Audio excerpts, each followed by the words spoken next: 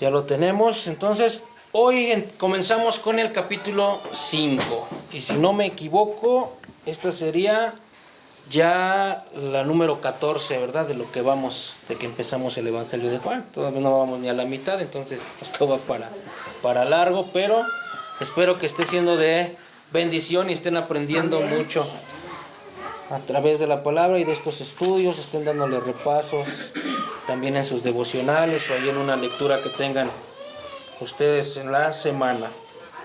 Entonces hoy vamos a comenzar con el capítulo 5 del Evangelio de Juan. El tema: el poder de Cristo para dar vida.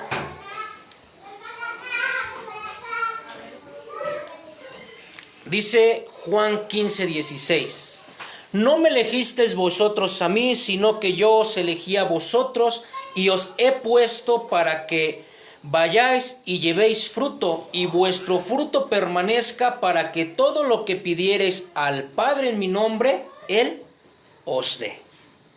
Padre, en esta mañana damos gracias por este tiempo que nos permites nuevamente estar, Dios, en este lugar para exponer, Señor, tu palabra, y para que tú por medio de tu palabra estés hablando a cada uno de nosotros, a nuestros corazones. Hoy te pedimos, Señor, que esa palabra se quede, Señor, grabada no solamente en nuestra mente, en nuestro corazón, y la podamos llevar por obra, Señor. Que podamos, Padre, creer y obedecer, Señor, a tu evangelio, a tu nombre, y por medio de él, Señor, el Padre sea bendiciéndonos y sea dándonos, Señor, ese regalo tan precioso y tan hermoso que es la vida eterna. Padre, que cada palabra, Señor, en nosotros pueda ayudarnos para nuestro día con día, Señor. Para los momentos, Señor, que tenemos dificultades, que tenemos procesos en nuestra vida, tener una palabra tuya, Señor, cimentada en nuestra vida, Padre, para que por medio de ella podamos actuar conforme, Señor, a tu voluntad. En esta hora te pedimos que tú por medio de ella ilumines, Señor, y nos des entendimiento, abras nuestra mente, abras nuestro corazón para poderla recibir con gracia, Señor, y con amor. En el nombre de Cristo Jesús. Amén. Amén. Entonces podemos ver en este versículo que puse al principio que nosotros, no es que nosotros lo hayamos elegido a Él, ¿verdad? Dice, no me elegisteis vosotros a mí, o sea, ustedes a mí, sino que yo los elegí a ustedes y os he puesto para que, ¿qué? Vayas y lleves fruto. ¿Qué fruto vamos a llevar? Un fruto que permanezca, para que todo lo que pidas al Padre en el nombre, ¿en qué nombre? En el nombre de Jesús, Él se los dé. Él se los dé. Y eso vamos a ver en esta parte. ¿Cómo es eso de que Él nos elige? ¿Cómo es eso de que Él no es el que nos busca? Y en este pasaje vamos a encontrar algo rico a través de eso. Vamos a ver como primer punto el día de hoy, para comenzar ya con el Evangelio, la condición humana. ¿Cuál es la condición humana del ser humano? Pregúntense, háganse esa pregunta. ¿Cuál es la condición que todo hombre está antes de conocer a Cristo? ¿Qué condición tiene? Una condición de necesidad, una condición de miseria, una condición de absoluta ingobernabilidad, ¿verdad?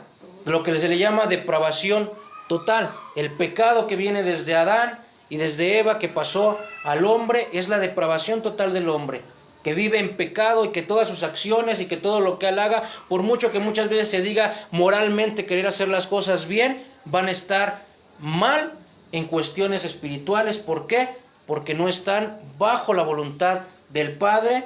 ¿Y quién nos lleva a la voluntad del Padre? Pues es el Hijo. Y por medio de su palabra es que podemos tener esa conexión con Él, ¿verdad? Entonces vamos a darle lectura desde el versículo 1 al 9 para comenzar con esta lectura. Y fíjense lo que dice Juan 5, versículo 1 al 9. Dice: después de estas cosas había una fiesta de los judíos, y subió Jesús a Jerusalén. Y hay en Jerusalén, cerca de la puerta de las ovejas, un estanque llamado en hebreo Betesda, el cual tiene 5 pórticos, y en estos yacía una multitud de enfermos. Habían ciegos, cojos, paralíticos, que esperaban el movimiento del agua. Y ahí nos vamos a detener tantito. Es hasta el 9, pero nos vamos a detener tantito para entrar en contexto a esto. Dice que Jesús, después de esto, ¿a dónde va? va a una fiesta de los judíos. Como lo vimos cuando estudiamos acerca de la Pascua, sabemos que hacían muchos de los judíos. Si la fiesta se celebraba en Jerusalén, muchos judíos, había un peregrinaje, ¿verdad? Muchos judíos asistían a Jerusalén para poder celebrar la fiesta. Es normal como lo que vemos muchas veces hasta aquí a nuestros alrededores, ¿verdad? De lo que vemos en los pueblos, en las colonias que celebran, no sé, la fiesta de un pueblo. ¿Y qué pasa? Muchas familias que son de ahí, a lo mejor nacidas, pero que viven en otro lugar, ¿qué hacen? Ese día vienen al lugar. ¿Por qué? Porque quieren ser partes de esa celebración. Eso es muy parecido a lo que hacían en ese entonces. Entonces quiere decir que habían muchos judíos en ese entonces que estaban viniendo de otros lados, ¿verdad? Del pueblo de Israel, que estaban viniendo para celebrar esa fiesta en Jerusalén. Dice, y cerca de la puerta de las ovejas, se llama este lugar, en el estanque llamado en hebreo Betesda, el cual tiene 5 pórticos. Habla que dentro de esta entrada había ¿qué? Un estanque. Pero fíjense aquí lo curioso en el 3. En estos yacía una multitud de enfermos. Habían muchos enfermos en ese lugar. Habían ciegos, habían cojos, habían paralíticos que esperaban el movimiento de las aguas. Ahora, ¿por qué ellos estaban esperando el movimiento de las aguas? Esto lo vamos a ver en el 4. Dice, porque un ángel descendía de tiempo en tiempo al estanque y agitaba el agua. Y el que primero descendía al estanque después del movimiento del agua, quedaba sano de cualquier enfermedad que tuviese. Y había allí un hombre que hacía 38 años que estaba enfermo. Cuando Jesús lo vio acostado y supo que llevaba mucho tiempo así, le dijo, ¿quieres ser sano? Aquí vemos otra situación. Ahora, ¿por qué era el movimiento del agua? ¿Por qué dice que había un ángel que descendía de tiempo en tiempo al estanque, agitaba el agua? Cuando ellos veían que el agua se agitaba, ellos corrían porque el primero que entraba iba a ser sanado, ¿verdad? Entonces por eso estaban ahí esperando y por eso habían muchos enfermos en ese lugar esperando el agitamiento del agua. Ahora, les voy a comentar, ¿es cierto esto de que había un ángel y de que agitaba el agua? Bueno, pues hay muchos teólogos que afirman que este versículo, en especial el que leímos, el 4, no estaba en los verdaderos o en los originales escritos de Juan. ¿Qué quiere decir esto? Que esto fue añadido tiempo después.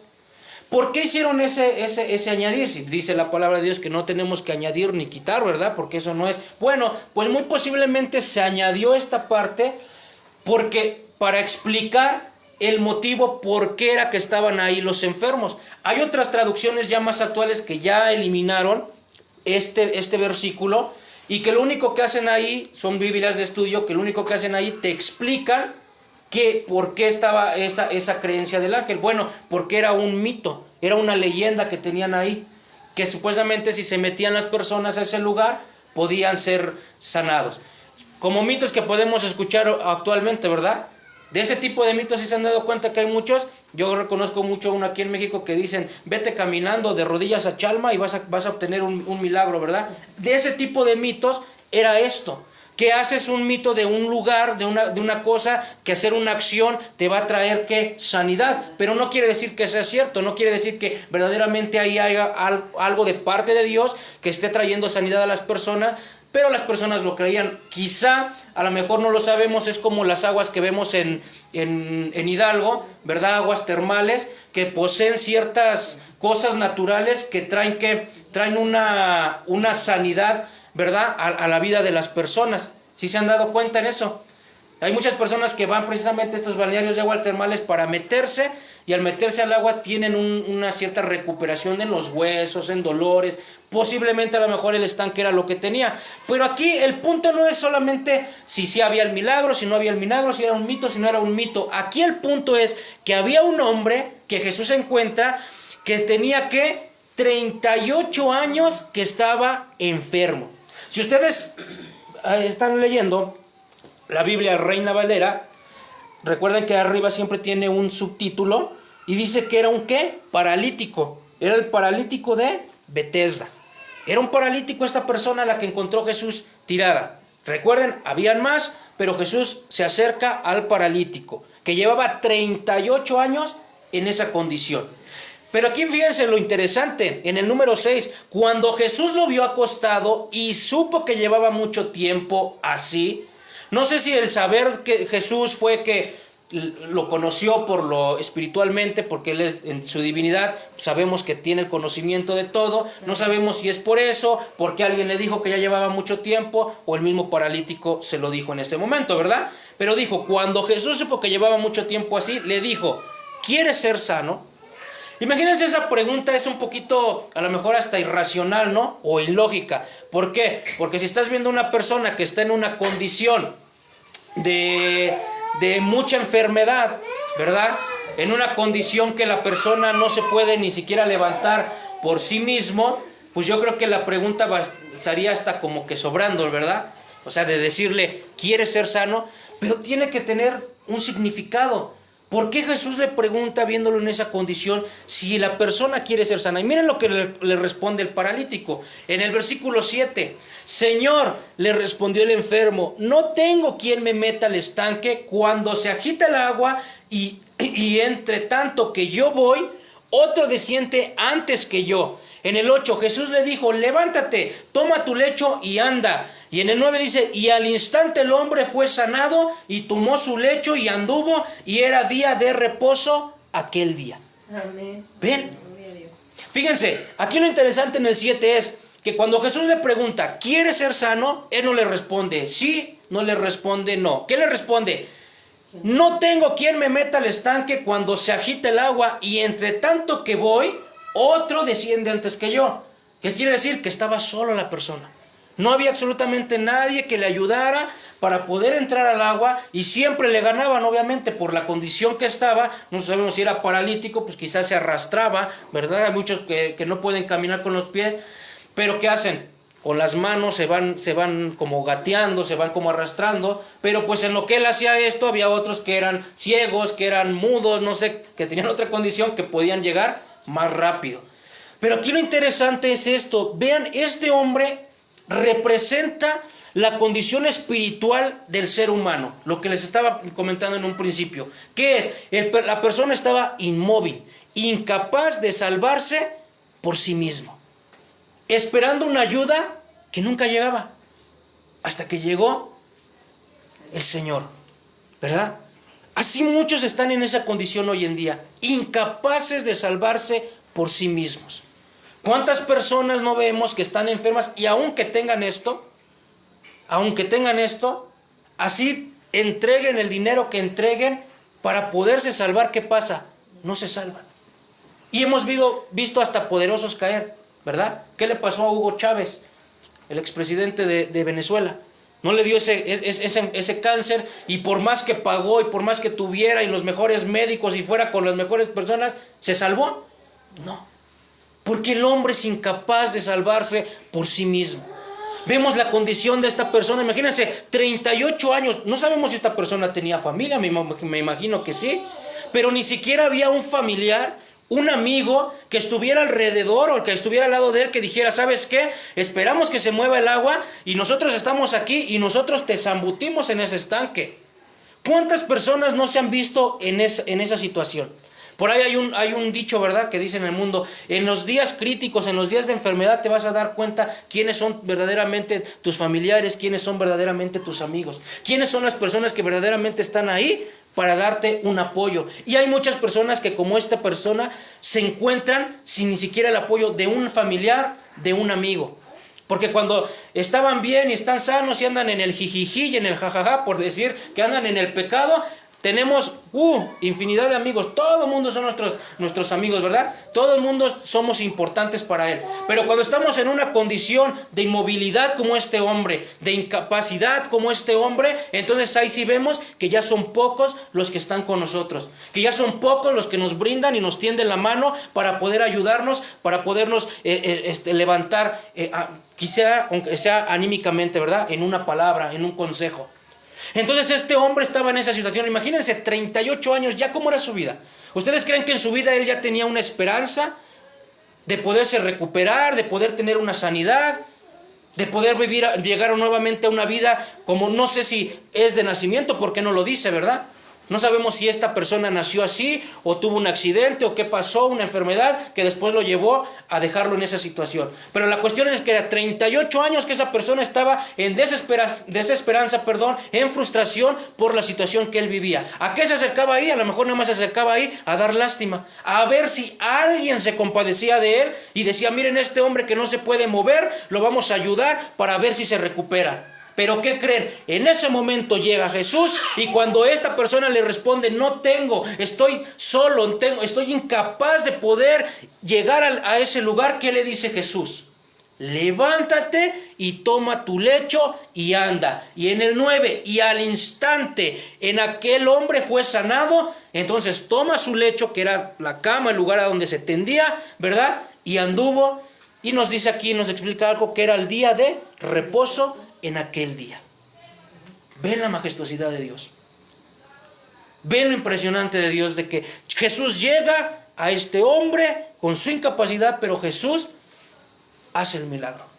Que por 38 años, yo les puedo asegurar que ese hombre ni siquiera pensó que iba a volver a tenerlo, que iba a ser sano. Pero Jesús es misericordioso. Amén. Pero Jesús llegó a ese hombre en ese día. Y eso es algo que tenemos que comprender hoy. Ahora, veamos por ejemplo lo que nos dice Efesios 2:8. Porque por gracia sois salvos por medio de la fe, y esto no de vosotros, pues es un ¿qué? Un don de Dios. Y es algo que hemos venido viendo. Es un ¿qué? Regalo de Dios. Algo que no merecemos. Es por gracia de Dios que nosotros somos salvos. Porque ese hombre, la condición, y entendamos, hace 8 días más o menos lo comenté, cuando Dios sana a una persona, como lo que vimos hace 8 días, no es el propósito de Dios salvarlo solamente por darle la sanidad física. El propósito de Dios es sanarle, restaurarle completamente para que esa persona sea salva. Ese es el propósito de Dios para llegar a las personas y darles esa sanidad. Vamos a ver el punto número 2. La autoridad de Cristo. Vamos a seguir leyendo. En Juan 10 nos quedamos, al 18. Fíjense lo que dice en el 10. Entonces los judíos dijeron en aquel que había sido sanado: es día de reposo, no te es lícito llevar tu lecho. Fíjense. Desafortunadamente este hombre, ¿a quién se encuentra primero? A los religiosos, a los judíos. Un hombre que llevaba 38. ¿Ustedes creen que estos judíos no conocían a este hombre y sabían que este hombre ya llevaba 38 años con esa situación? Y en lugar de decirle gloria al Señor, ¿qué te pasó? Preguntarle, ¿qué es lo primero que le dicen? ¿Quién te dijo que puedes andar llevando tu lecho? Porque acuérdense que para los de Israel, un día de reposo es un día que no puedes hacer absolutamente nada. Nada. No puedes tender tu cama, no puedes agarrar una escoba, no puedes hacer absolutamente nada. Es un día de reposo, porque en la ley así se los pidió Dios en algún momento. Pero entonces estos religiosos ven que está él y lleva su lecho, porque Jesús le dijo, anda, vete, llévate tu lecho. Y lo primero que le dicen ellos es, no te es lícito. ¿Qué quiere decir? Que no te es permitido. No te es permitido que lleves tu lecho. ¿Y qué le responde en el 11 el hombre? Él le respondió, el que me sanó, él mismo me dijo, toma tu lecho y anda. Entonces le preguntaron, ¿quién es el que te dijo, toma tu lecho y anda? En el 13, y el que había sido sanado no sabía quién fue, porque Jesús se había apartado de la gente que estaba en ese lugar. O sea, quiere decir que Jesús le sana, le dice que se va, y Jesús también se aparta del lugar. Él no lo conocía. Jesús le llegó, ¿verdad? Y no conocía quién era. Para empezar, también pues sabemos que en este momento pues Jesús todavía no era muy reconocido. Empezaba en su ministerio. Ahora 14. Después le halló Jesús en el templo y le dijo, mira, has sido sanado. Fíjense aquí lo importante, en el 14. Después le halla Jesús en el templo. O sea, Jesús lo sanó en ese lugar y Jesús lo fue a buscar ahora en el templo. Y fíjense lo que le dice. Y le dijo, mira, has sido sanado. Primero le dice, mira, has sido sanado. Le está indicando nuevamente la gracia de Dios que vino sobre esa persona. Has sido sanado, ¿verdad?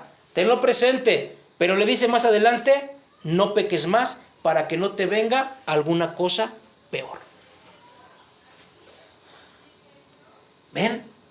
¿Qué quiere decir una cosa peor? ¿Qué podría ser para este hombre peor si ya llevaba 38 años en esa condición? Bueno, pues número uno, la cosa peor es que la condenación. Porque recuérdense, el propósito de Jesús para sanar a las personas era que encontraran salvación, que creyeran en Él, que vinieran a Él y hicieran su voluntad y por medio de Él poder ser sanos. Esa es la cosa peor que le puede llegar a un ser humano. ¿Sí? Porque 38 años es una vida efímera. Puedes durar 80 años en este mundo, 100 años es más, y es una vida efímera. Pero la de allá es una vida eterna, que puede ser a condenación o puede ser a salvación. Entonces eso es lo peor que le puede llegar a suceder a esta persona.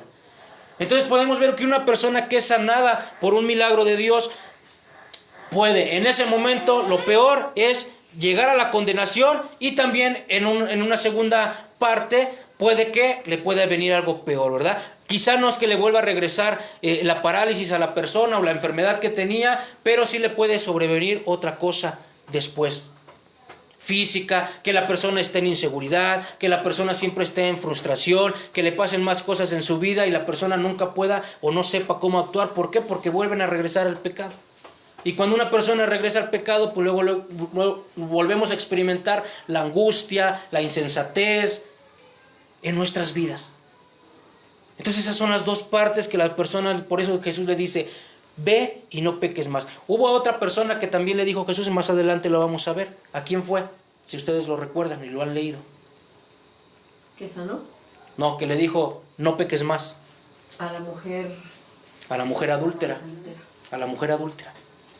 Cuando Jesús vino y que la salvó de que no fuera apedreada, ¿verdad? Que le dijo, vete y no peques más. ¿Ven? Entonces es importante que estos mensajes que nos deja aquí la Escritura, el Señor, es para entender nosotros que si Dios ya nos habló, que si Dios ya hizo algo por nosotros, no pequemos más. Los que llevamos más tiempo en el Evangelio podemos ser testigos de esto. Hemos visto personas que han sido sanadas, recuperadas, y en un momento, ¿y qué creen? Llegan un momento, están un momento con Dios y te quiero y te sirvo y no sé qué. De repente se olvidan de Él, se van y después ya nos enteramos que fulanito, fulanita ya falleció, o que fulanito y fulanita ya otra vez está mal, o que miles de cosas. En peor condición. En peor condición, exactamente. Porque no es mentira lo que dice la Escritura. ¿Sí?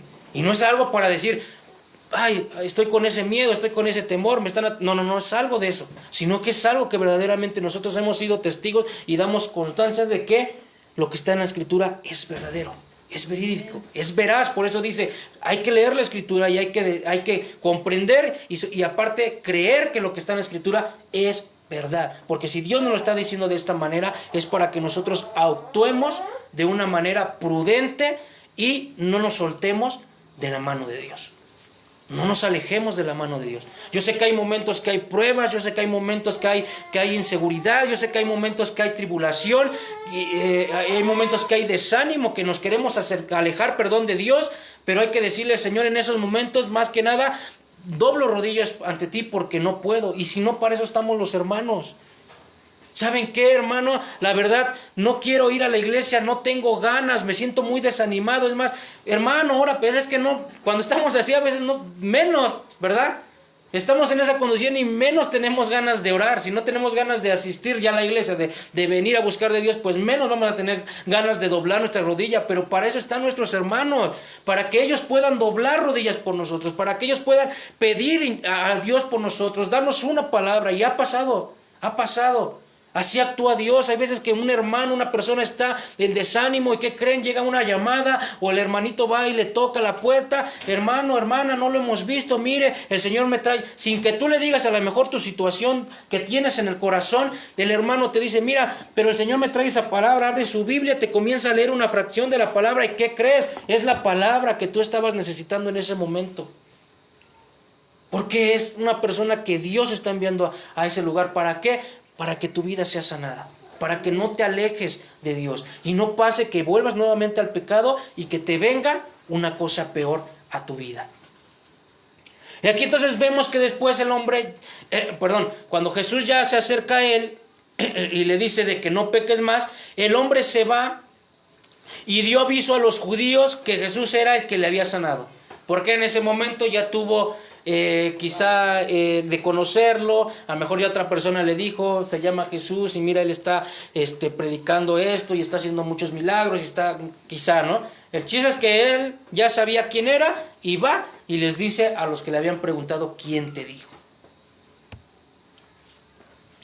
En el 16, y por esta causa los judíos perseguían a Jesús, fíjense, y procuraban, ¿qué? Matarle. Ya desde este momento los judíos ya procuraban matarle a Jesús. ¿Por qué? Porque había sanado a una persona en día de reposo, porque le había dicho a esa persona que llevara su lecho, ¿verdad? ¡Qué religiosidad! Eso es lo que pasa cuando una persona está en un sistema religioso. Se preocupan más porque, no, es que esto lo tenías que hacer a la derecha y esto iba a ir a la izquierda y este tiempo era... Se preocupan más por esas cosas que verdaderamente por agradarle a Dios. Amén. Eso es lo que pasa en la vida de una persona religiosa. Porque estas personas religiosas se creían los supermorales, los que eran buenas personas, los que daban una imagen de perfectos, pero en su corazón, ¿qué les dijo una vez Jesús? Están alejados de labios, ¿verdad? Hablan de Dios, pero en su corazón están completamente pervertidos, alejados de Él.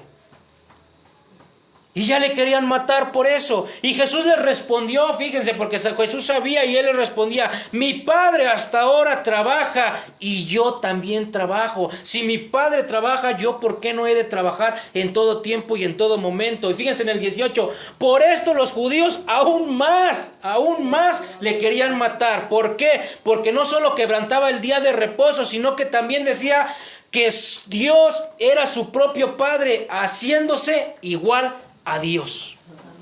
Porque entendamos algo, por eso los judíos lo decían.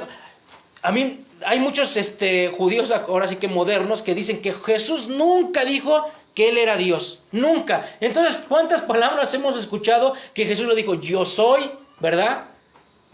Después que dijo el Hijo de Hombre, por eso los judíos lo querían matar. Porque escuchen, no es como decir ahorita, yo soy hijo de Dios. No, nosotros somos hijos de Dios porque somos criaturas y después por medio de Jesús pasamos a ser hijos de Él. Pero Él al decir soy hijo, quería decir que era de la misma naturaleza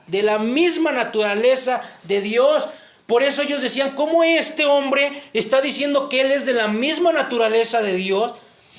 Entendamos algo, los judíos... Ellos no entienden hasta actualmente, y lo creen que es una herejía de nosotros los cristianos, que nosotros creamos en la Trinidad, Padre, Hijo y Espíritu Santo. Porque para ellos solamente, como lo decía en el Antiguo Testamento, es uno. Pero desde el Antiguo Testamento y en el Nuevo Testamento podemos darnos cuenta con que no está explícitamente así escrito, es una Trinidad, pero hay muchos pasajes que indican que habían 3 personas y un solo Dios. Entonces por eso ellos les confrontaba tanto esto, porque era como algo que ellos no comprendieron, pues, para ser puntuales, no comprendieron, y por eso decían, es un hereje, y aparte de que es un hereje, es alguien que está desviando y está, en lugar de estar haciendo las cosas conforme a Dios, decían ellos, está haciendo las cosas contra Dios. Por eso le querían matar. Por eso cada una de las acciones que hacía Jesús les daba más coraje y decían, vamos a quitarle la vida a esta persona. Después de sanar al hombre en sábado, es lo que vemos, que Jesús declara que el Padre trabaja y Él también, ¿verdad? Esto provoca que los judíos quieran matarle, pues que se hace igual a Dios. ¿Y qué vemos en esta afirmación directa? Su deidad y su autoridad sobre la ley, el tiempo y la enfermedad. Hasta esta parte podemos ver que Jesús tiene autoridad y también sobre la ley. ¿Por qué sobre la ley? Porque Él es alguien, dijo Él, yo no vengo a ¿qué? A abrogar, ¿verdad? A quitar la ley, sino vengo a cumplirla. Pero Él tiene una autoridad, Él es Dios, Él tiene una autoridad por encima. Él hizo la ley, pero Él tiene una autoridad por encima de la ley.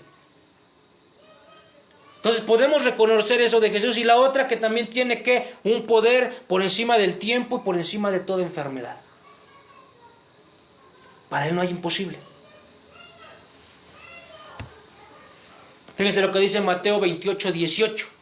Y Jesús se acercó y les habló diciendo, toda potestad me es dada en el cielo y en la tierra. Amén.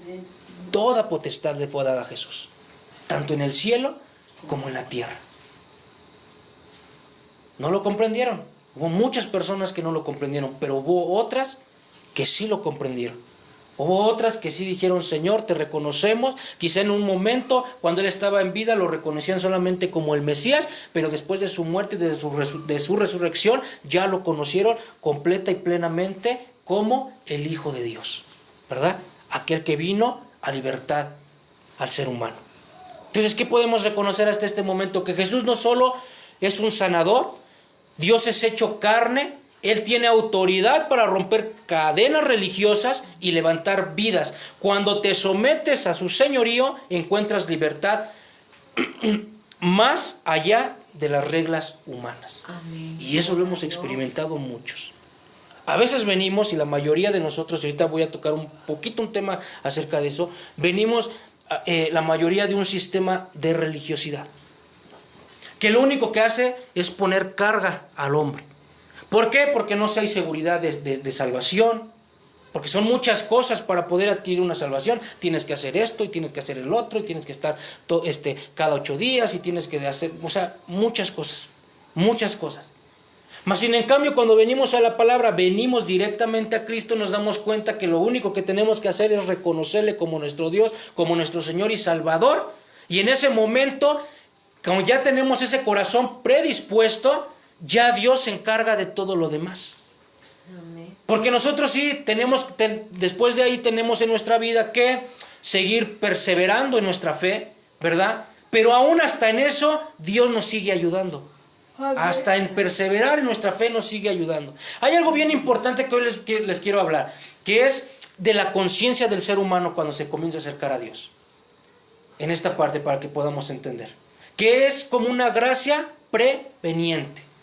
Es una gracia preveniente de Dios. Porque el ser humano siempre anda en su vida, ¿verdad? Haciendo las cosas y piensa que está actuando bien y está en pecado. Y él dice, no causo nada, aunque muchas veces tiene a su familia que mal también. Porque si esa persona está mal, a su familia, si es casado, tiene hijos, tiene esposa, a su esposa y a sus hijos también los tiene mal. Pero esa persona se aferra que yo estoy bien y que yo las cosas las hago porque así debe de ser. Pero ¿qué pasa cuando una persona comienza a tener conciencia y se comienza a arrepentir y empieza a decir, ¿sabes qué? Creo que sí estoy mal. Y se empieza a dar cuenta de que está actuando mal, todavía antes de que venga a los pies de Jesús. Quiere decir que ya Jesús está obrando en él. Por eso en el principio veíamos, Él es el que nos busca. Hay una gracia preveniente a nosotros. Desafortunadamente hay muchas personas que llega después de que les llega una enfermedad, de que les viene una calamidad a su vida, de que le vuelve un conflicto fuerte, quizá de una separación matrimonial, de que pierden hijos, de infinidad de cosas, desafortunadamente. Pero a partir de eso viene esa gracia preveniente que es la conciencia en el hombre, que comienza a despertar el interés ya de rendirse y de buscar a Dios. Y eso es lo que pasa con muchas personas.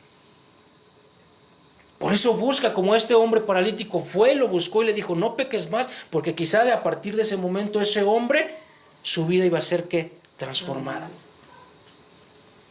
Esperemos que sí haya sido. No sé si más adelante vamos a ver algo de este hombre, ¿verdad?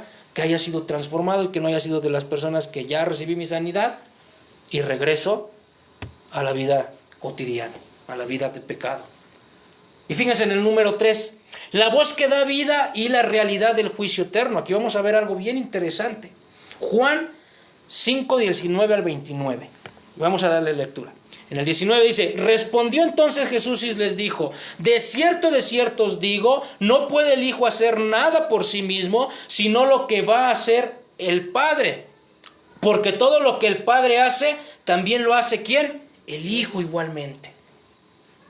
¿Se dan cuenta? Jesús no estaba actuando y todo momento lo decía, yo no estoy actuando por mí, estoy actuando conforme a lo que el Padre me dice, me indica que haga. Y aquí es algo bien importante. ¿Por qué? Porque Jesús, sabemos que es de la Trinidad. También Jesús tiene la autoridad y la autoridad le fue dada. Pero también Jesús tuvo ¿cómo se les puede decir? Se sujetaba pues a la voluntad del Padre. No porque Él tenga la autoridad también, hacía lo que Él quería, sino que había una sujeción a la autoridad del Padre, ¿verdad? Para hacer y realizar las cosas. Una obediencia. Exactamente. Eso fue precisamente lo que dice la hermana. Fue lo que nos vino a enseñar a obedecer. Que así como Jesús obedece y se sujeta al Padre, Así el ser humano obedezca y se sujete a Jesús, porque sujetándose y obedeciendo a Jesús, estás también sujetándote y obedeciendo al Padre. Y posteriormente, cuando viene el Espíritu Santo también se sujeta a ellos, porque el Espíritu Santo lo único que hace es dar reconocimiento a todo ser humano de quién es Jesús, para que puedan tener acceso al Padre. Amén. Y eso es lo que hace la Trinidad. Y eso es lo que debemos de hacer nosotros como personas. Tomar esa sujeción a nuestro Señor Jesucristo. Fíjense en el 20. Porque el Padre ama al Hijo y le muestra todas las cosas que Él hace. Y mayores obras que éstas les mostrará, de modo que vosotros os maravilléis. Mayores cosas. ¿Ven? El amor que el Padre tiene hacia su Hijo, ¿verdad? Y es el mismo amor que tiene, ¿verdad?, Jesús hacia nosotros. Y dice, por eso mayores cosas van a ver que estas. Yo estoy haciendo unas cosas, pero mayores cosas vendrán para todos aquellos que le creen al Hijo, y por medio del Hijo pueden llegar al Padre, ¿verdad? Y van a ver en su vida ese amor. Por eso es lo que les decía yo. Cuando tú vienes directamente a Jesús, se te comienzan a quitar muchas losas de religiosidad y puedes tener un amor genuino hacia Él y sientes una libertad de amarlo, de expresarte, de estar con Él, de orarle como nunca la habías tenido. Cuando una persona verdaderamente viene y se rompe delante de Él y viene y se postra delante de Él, comienza a experimentar esto en su vida. Pero si una persona sigue siendo religiosa, lo único que va a traer van a seguir siendo cargas a su vida.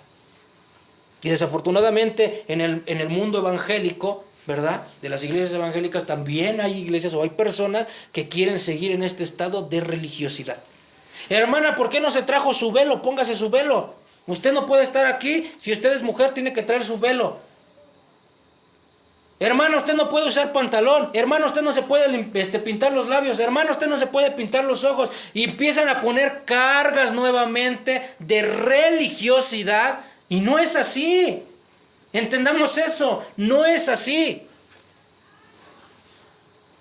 Tenemos que tener una libertad plena de amar y de estar con Dios. Porque eso lo único que hace precisamente es eso, traer nuevamente carga religiosa. ¿Y qué va a pasar? Que las personas se van a terminar nuevamente alejando de Dios. Porque van a creer, oh, qué difícil es nuevamente, que no me tengo que vestir así, que no tengo que hacer eso, que no puedo ver la tele, que no tengo que escuchar esto, que no tengo... O sea, Dios te va dando, el Espíritu Santo que mora en ti te va dando ese tiempo de santidad. Llega un momento que en tu comprensión dices, ¿sabes qué? Yo veía esto, ¿verdad? Pero hoy me doy cuenta que nada me hace bien a mi vida. Pero ya es diferente que el Espíritu Santo esté trabajando en ti y que por ti mismo digas, ¿sabes qué? Ya no lo ocupo ver. O es más, ya no sientes necesidad de hacer ciertas cosas porque es Dios el que va trabajando en tu vida. Pero si se te impone como un sistema religioso, ¿qué va a pasar? A lo mejor lo vas a dejar de hacer, pero lo vas a dejar de hacer como cuando a un niño que le dices, haz esto, y ¿qué hace? Lo hace, pero va bien enojado porque no lo quería hacer. ¿Se dan cuenta? Por eso hay que rendirnos a Dios y dejar que Dios sea el que obre en nosotros, el Espíritu Santo, que conforme nosotros vayamos pidiendo más intimidad con Él, Él nos va a ir llevando a diferentes formas de pensar, de actuar, que no van a ser carga, van a ser libertad en Cristo. Fíjense en el 21, porque como el Padre levanta a los muertos y les da vida, así también el Hijo a los que quiere da vida.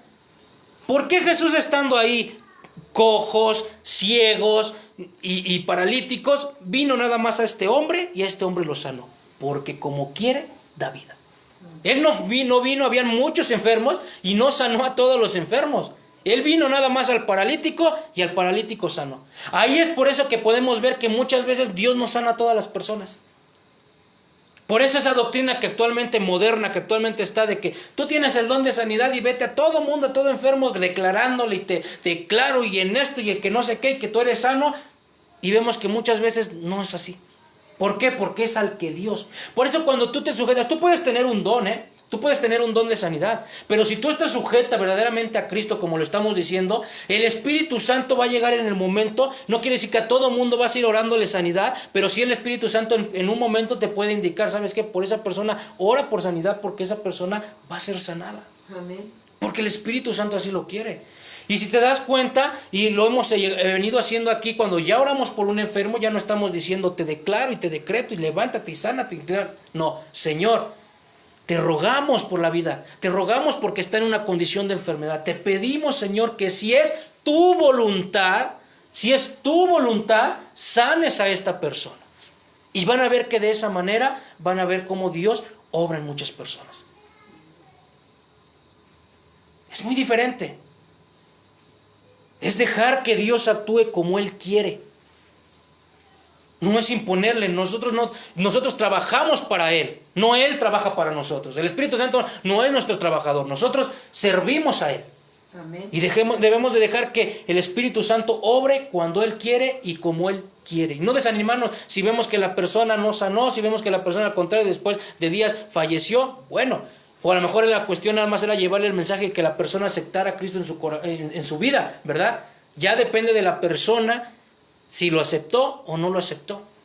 Nosotros hicimos nuestro trabajo, por eso lo vimos hace 8 días. Tú siembras, pero la cosecha viene después. Tú vas sembrando palabra, tú te encuentras un enfermo, tú le hablas de Cristo, tú haces una oración pidiéndole al Padre que si es su voluntad sea sanada la persona, y ya depende de Dios si la persona es sanada, si la persona es recuperada, si la persona viene a una iglesia y busca de Dios, o si la persona pocos días después fallece, muere, ya será cuestión de la persona y de Dios, porque Dios es caballero. 22, porque el Padre no a nadie juzga, sino que todo el juicio dio al Hijo. Fíjense, Jesús no solamente es el Salvador, sino que es el juez. Porque recuérdense, aquí ya vamos a entrar a una parte que ya está hablando del juicio final. A Jesús no solamente le dio la potestad, la autoridad de ser la persona que va a salvar, sino que después también va a ser el juez. En su segunda venida ya no va a venir como al principio diciéndote, arrepiéntete y mira y sálvate. No, cuando venga nuevamente Jesús, Él ya viene como el juez. Él ya viene a enjuiciar quienes hicieron lo bueno, quienes hicieron lo malo, quienes lo aceptaron y quienes no. Unos para vida eterna y otros para muerte eterna.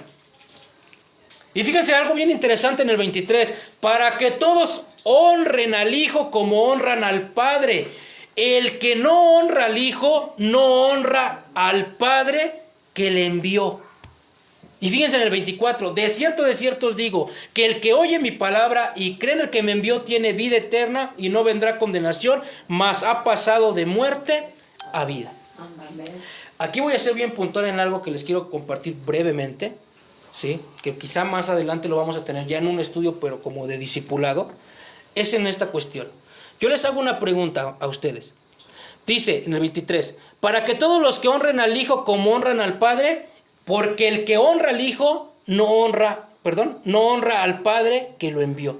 ¿Qué quiere decir eso? Que si tú no crees en el Hijo, no puedes tener una honra con el Padre, ¿verdad? ¿Tú crees que un judío que no acepta que Jesús es el Hijo de Dios, esa persona está honrando y está creyendo verdaderamente en Dios?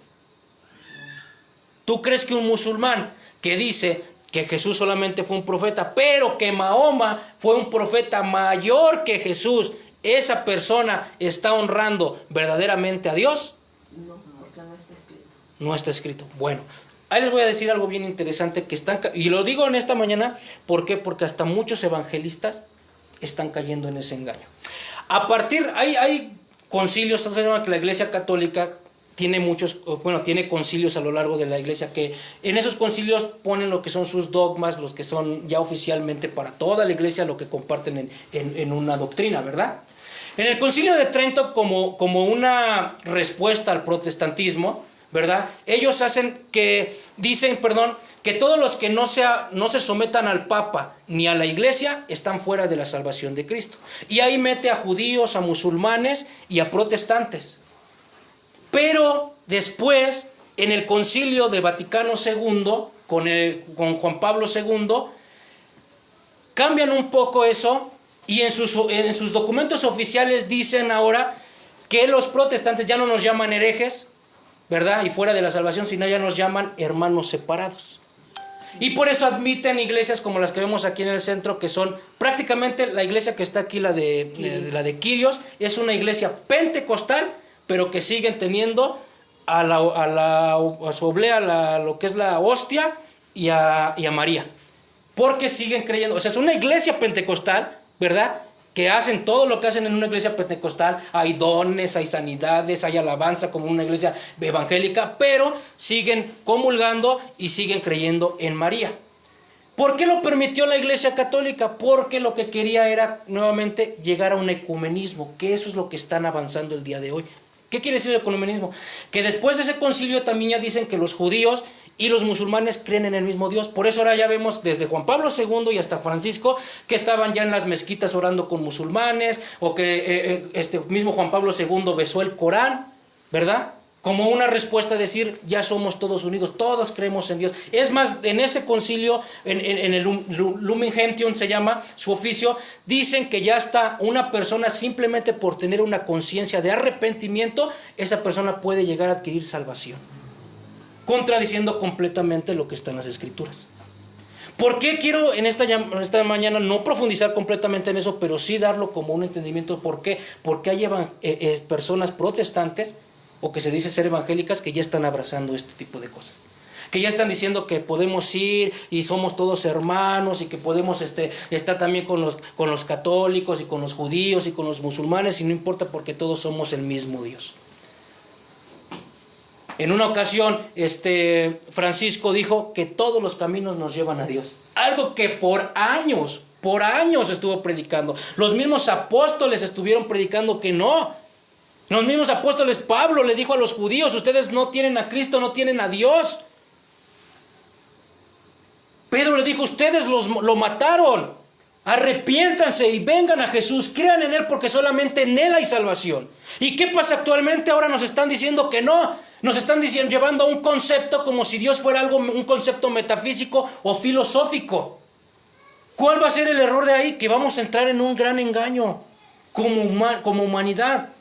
Ahora, esta iglesia, que es una de las iglesias más poderosas, ¿verdad?, porque tiene muchísimo poder a nivel mundial, ya está encaminada a lo que hizo la ONU, a lo que es perdón, se me fue el nombre. Bueno, encaminada a lo que es la Agenda 2030. ¿Cuál es la Agenda 2030? De reconocer, ¿verdad?, que el homosexualismo, y que el medio ambiente, y que el cambio climático, y por eso ahora vemos que ya están en esa agenda la Iglesia Católica, de estar haciendo misas por el medio ambiente y cuestiones de ese tipo. ¿Por qué? Porque ya van de la mano con esas agendas que no son cristianas, que no proceden de la Biblia. ¿Qué vamos a ver en los años posteriores? Por eso es algo que yo les quiero traer esa mañana, para que estemos atentos, porque en los años posteriores, ¿ustedes sabían que en la Iglesia Católica de Alemania ya hay sacerdotas? No, ¿verdad? Porque Europa ya ha encerrado muchas iglesias católicas, porque en Europa la mayoría de las personas se está viviendo una crisis, no solamente con el catolicismo, se está viviendo una crisis también con las iglesias evangélicas, y muchas iglesias se están cerrando porque la mayoría de las personas allá en Europa ya están adquiriendo un pensamiento filosófico, ateísta. Entonces están cediendo vamos a hacer matrimonios de parejas de ambos sexos, ¿verdad? Vamos a dejar que ya haya sacerdotas, y esto lo vamos a empezar a ver. Si ya empezó en un lugar, lo vamos a empezar a ver en muchos otros lugares. Y vamos a empezar a ver una diferencia de lo que conocían en un momento a lo que se van a ver en estos futuros años. Y ahí es donde nosotros tenemos que estar bien vivos, apegados a la Escritura. Porque la Escritura no nos dice, conforme vaya cambiando el pensamiento del hombre, ustedes váyanse haciendo conforme al pensamiento del hombre. ¿Así lo dice? No. Dice que nosotros vayamos, siempre afirmándonos a la Biblia, a la palabra de Dios. La humanidad puede cambiar, puede traer diferentes cosas, pero nosotros no. Dios no cambia. Lo que cambia es la humanidad, lo que cambia es la maldad del hombre, el pecado. Ahora la tecnología está avanzada muy grandemente. Si se dan cuenta con lo que está pasando en Estados Unidos, personas que ya dicen que se han tenido interacción con seres extraterrestres, estamos a punto de ver que un país como Estados Unidos nos digan que sí hay seres extraterrestres, que sí hay otras cosas, ¿verdad?, que son desconocidas para el hombre. ¿Por qué? Para engaño, para manipulación de las personas. Ahora la tecnología está creciendo tanto. Imagínense una persona que vive en esto, que cree en todas estas cosas, ¿verdad? Que no está creyendo directamente a la palabra de Dios. Cuando te pongan un holograma en el cielo, no sé, a lo mejor en una ciudad grande como Nueva York, y en ese holograma vean una persona que vea, no sé, la silueta de María diciendo que yo soy la madre y cosas así. La gente lo va a creer. La gente lo va a creer. Entonces ahí es a donde los hijos de Dios deben de estar bien, ¿qué? Bien alineados a la palabra. Recuerden que la misma palabra nos habla de todo esto. Que iban a llegar tiempos de tecnología avanzada, tiempos de que iba a ser un engaño global. Pero precisamente por eso dice que nosotros nos tenemos que aferrar a la palabra, porque los que sean verdaderamente hijos de Dios, el Espíritu Santo les va a decir cuál es lo correcto y cuál es lo incorrecto. Pero tenemos que estar sujetos a la palabra. Porque si nosotros caemos a ese ecumenismo, a creer que sí, todo eso es bueno y que sí, todo es amor y vénganse todos y abrazo judíos, musulmanes y a todos los que tengan, no crean en el Hijo, porque ellos no lo creen. Ellos no lo creen. Si tú le dices a un judío, Jesús es nuestro Salvador, el judío te va a decir, estás loco. Y si tú le dices a un judío, tenemos el mismo Dios, el judío, ¿qué crees que te va a decir? No, estás mal. Estás mal. Tú no tienes el mismo Dios porque tú crees en Jesús. Un musulmán te va a decir lo mismo. Entonces, ¿por qué habrá querer abrazar algo que no es? ¿Por qué? Porque se venden. ¿Por qué? Porque dejan de un lado la palabra de Dios para buscar otras cosas. Entonces, eso es algo importante que yo quería decir esta mañana. Y dice en el 25, de cierto os digo, viene la hora, fíjense aquí ya, Jesús cómo entra, viene la hora, y la hora es cuando los muertos oirán la voz del Hijo de Dios, y los que oyeren vivirán. Aquí ya está hablando del juicio final. Cuando vivos y muertos vendrán para el juicio delante de Dios. ¿Cómo va a ser? Van a resucitar los muertos. No sabemos, es un misterio, ¿verdad? No sabemos si los muertos van a salir y de repente otra vez se les va a poner carne, o va a ser como en un estado de alma, o va a ser en una, ¿cómo se llama? En un cuerpo diferente. Pero la cuestión es que aquí, ¿qué dijo? Que van a vivir. Van a vivir. Los muertos y los vivos oirán la voz de Dios. Y fíjense en el 26, porque como el Padre tiene vida en sí mismo, así también ha dado al Hijo el tener vida en sí mismo. Por eso lo vimos desde un principio. Jesús es que preexistente, coexistente. Dios tiene vida por sí mismo. Dios está desde antes de la fundación de los cielos y de la tierra, de todo. Entonces, por eso tenemos que saber quién es Dios, quién es Jesús. Y también en el 27 dice, le dio la autoridad de hacer juicio por cuanto es el Hijo del Hombre. ¿Verdad? ¿Quién es el Hijo del Hombre? El Hijo de Dios. 28. No os maravilléis de esto, porque vendrá la hora cuando todos los que están en los sepulcros oirán su voz. ¿Ver? Todos los que están en los sepulcros y están muertos oirán su voz. No sé si Dios les va a decir, levántense, porque es el tiempo. Y ahí saldrán. Y fíjense en el 29 y con este cerramos. Y los que hicieron lo bueno saldrán a resurrección de vida. ¿A qué? Los que hicieron lo bueno. ¿Qué quiere decir lo que hicieron lo bueno? Los que creyeron en Jesús y por medio de Jesús comenzaron a hacer sus obras de bondad, ¿verdad? Sus obras buenas. Esas personas que vendrán para su resurrección de vida. ¿De vida qué? De vida eterna. Mas los que hicieron lo malo, a resurrección de condenación. Y esto no es una broma, y esto no es algo de que como que lo creo y no lo creo. Esto es real. Esto va a pasar. Algunos vamos a estar para muerte eterna y algunos vamos a estar para vida eterna. Y esa es la preocupación mayor que debe de estar en nosotros. No, que Señor, es que yo tengo una enfermedad y eso, preocúpate por no perder tu salvación. Si Dios no te sanó completamente, dile, Señor, dame la fuerza para salir adelante con esta enfermedad, pero no me dejes despegarme de tu mano, porque si me alejo de ti, voy a la vida de condenación. Eso es lo más importante. Eso es lo más importante. Por eso dice, buscar primeramente el reino de Dios y su justicia y todas las demás cosas vendrán. ¿Por qué? Por añadidura. Busquemos de Dios, aferrémonos al Señor y van a ver que las demás cosas van a venir. Jesús declara que así como el Padre resucita a los muertos, también el Hijo da vida al que quiere. La voz del Hijo traerá resurrección.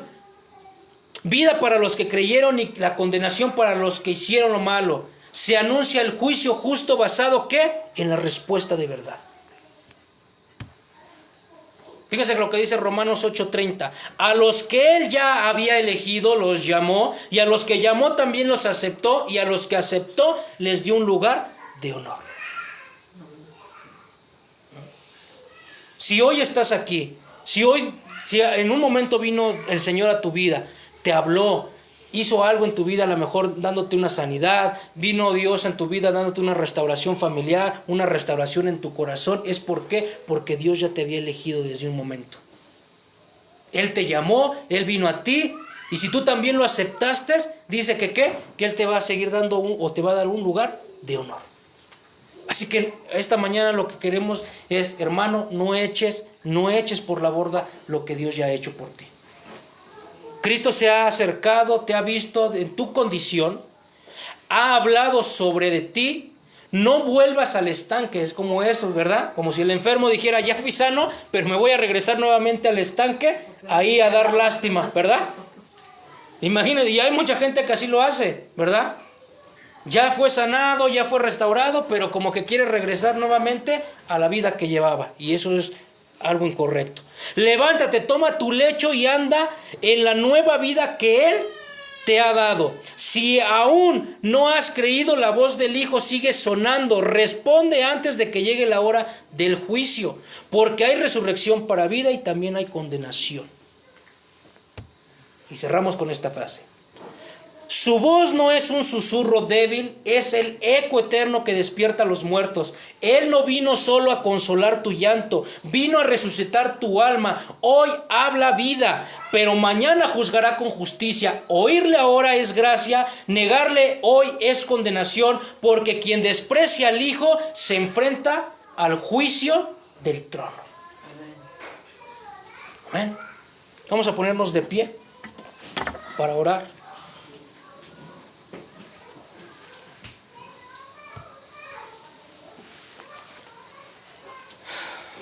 Y dile esta mañana, Señor Jesús, tú eres el Hijo eterno, tú eres el Hijo del Padre, el que tiene vida por sí mismo, el que habla y los muertos oyen, el que juzgará con justicia perfecta en el día final. Hoy reconocemos, Señor, que no teníamos fuerza para levantarnos, pero tu voz nos alcanzó, nos llamó. Pedimos que nunca endurezca, Señor, y quede endurecido nuestro corazón. Que caminamos, Señor, en obediencia, que caminemos, Señor, en gracia tuya y que no tomemos a la ligera la gracia que hemos recibido.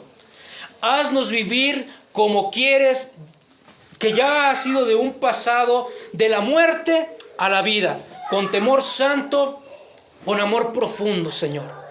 En esta hora te pedimos, Padre, por todos aquellos que quizá en este momento no tengan todavía bien cimentada una fe, bien cimentada, Señor, un propósito para contigo. Habla, Señor, a sus corazones. Muéstrales tu gracia, Señor. Muéstrales tu libertad, Señor, libertad que solamente se encuentra en Cristo. Porque eso fue todo tu evangelio, Señor. No es echar por la borda, Señor, y decir que actualmente todos pueden creer en Dios y todos pueden recibir sanidad y salvación, Señor. Porque eso quería decir, Señor, que tu sacrificio fue en vano. Entonces, ¿para qué Dios hizo el trabajo de mandar a su Hijo y venir y padecer por cada uno de nosotros? Si el día de hoy vamos a reconocer que todo mundo puede creer en Dios, aunque no cree en el Hijo, Señor. Haznos un corazón humilde, un corazón respetuoso hacia tu evangelio, hacia lo que hicieron apóstoles tuyos, Señor, que fueron muertos bajo espada, colgados, Señor, que les quitaron la cabeza, Padre eterno, que fueron crucificados juntamente contigo, Padre, por predicar el evangelio. Para hoy poder decir, Señor, que eso no fue suficiente, Padre. Es blasfemar, Señor, contra tu espíritu. Es blasfemar, Señor, contra tu gracia, Señor, contra lo que tú has hecho.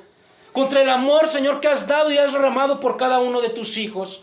No permitas que nosotros en nuestra vida podamos alejarnos de ti y blasfemar en contra de ti, Señor, por alejarnos, porque después de haber recibido una sanidad, porque después de haber recibido una liberación, porque después de haber recibido, Señor, una nueva vida de gracia, de abundancia, de bondad, Señor, de amor, de restauración familiar con los hijos, con los padres, Padre, podamos volvernos a alejar de ti. Como pisotear, Señor, tu sangre, como pisotear, Señor, el esfuerzo, el sacrificio que hiciste por cada uno de nosotros. Jesús, danos ese corazón entregado, Señor, vívido para contigo.